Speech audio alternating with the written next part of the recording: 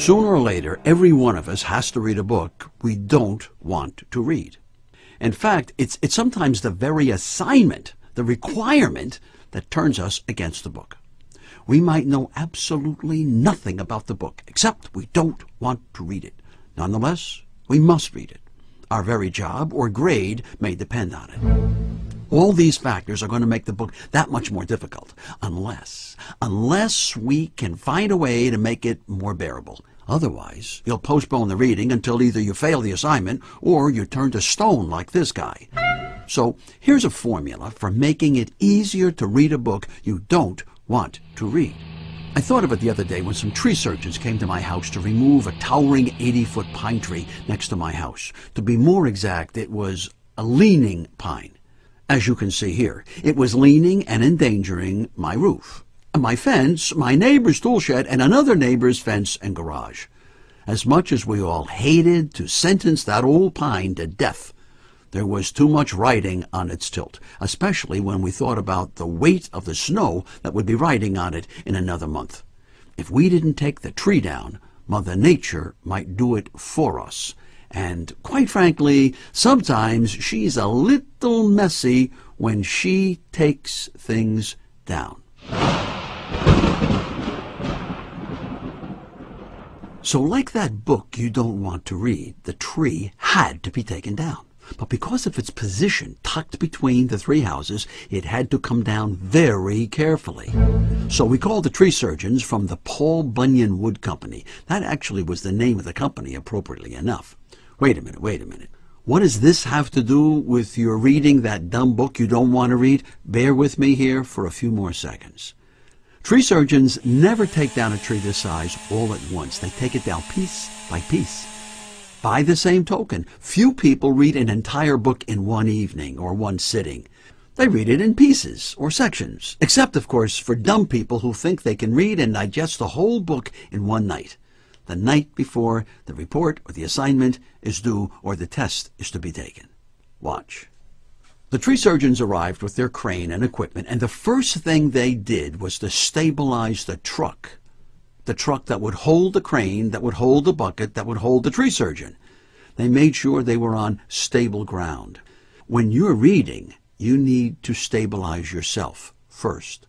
Unfortunately, too many folks think that means getting as comfortable as possible, like this guy, which often puts you to sleep. Here's a fact. When the feet are elevated to the same level as the heart pumps less oxygen to the brain, and that brings on drowsiness. The lesson here, get comfortable and stable, but not too comfortable, and keep those feet lower than your heart if you want to stay awake. The next thing the tree surgeon does is cut away the lower part of the tree's branches, one by one. Basically, what he's going to do is break the tree into sections and bring it down section by section. And that's the approach you can take with a book that you don't want to read. Read a chapter today, another tomorrow, and then the day after. If the chapters are long, break the 200 pages into 5-page, 10-page sections. In less than a month, you'll have it read. See that bucket the tree guy is using to maneuver in and around the pine tree? That's a whole lot safer and easier than the old climbing boots they had to use when they were climbing the tree. And just as the mobile bucket makes the job easier, the job of reading the book is made a whole lot easier by the fact that it too is entirely mobile or portable. It's like an iPod, a cell phone. You can bring it with you wherever you think there'll be some downtime. We all get 24 hours every day, regardless of our age or our job. One of the big differences in people is that some people get the most out of their 24 hours while others waste huge chunks of it, and then they wonder why they're so far behind. A book really is a kind of vehicle. It'll go as fast or as slow as you, the reader, want. It gets some of its energy from the author, but even more from you, the reader. Without the reader, the book isn't going to get read, no matter how talented the author. With the tree being sliced into small pieces and then lowered to the ground, there's no danger of it landing on the buildings or the fences, as long as the surgeon is careful to secure the pieces he's cutting. In much the same way, when you're reading the book, if you're not paying attention, If you've got other things on your mind, you'll end up damaging your understanding. The tree surgeons were not listening to their iPods or taking cell phone calls or even drinking coffee.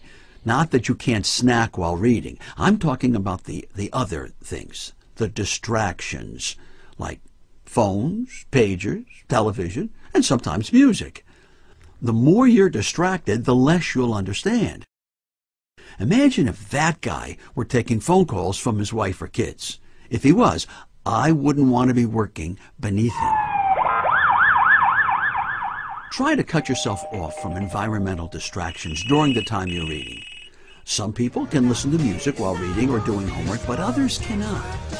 The decision is yours, but be honest with yourself. If it's distracting, cut it out.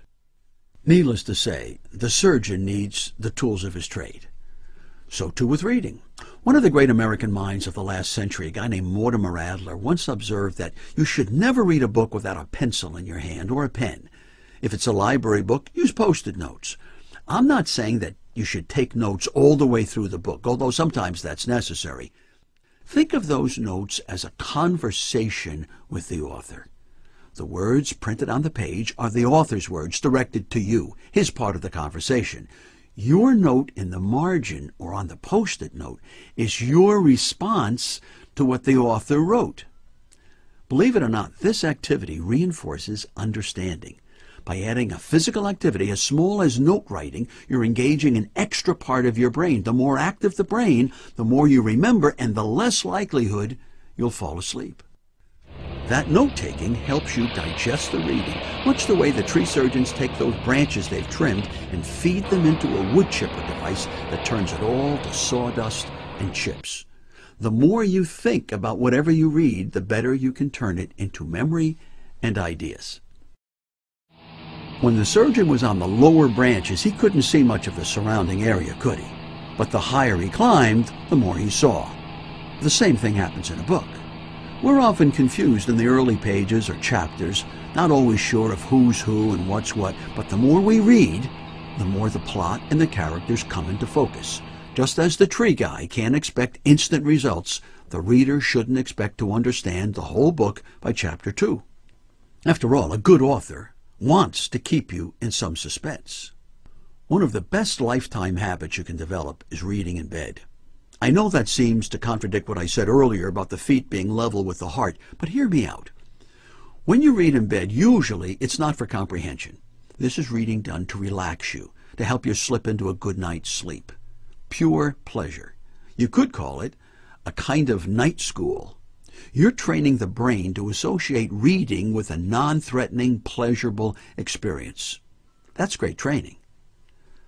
I might add, the brighter the bulb in your reading lamp, the longer you can read without your eyes growing tired.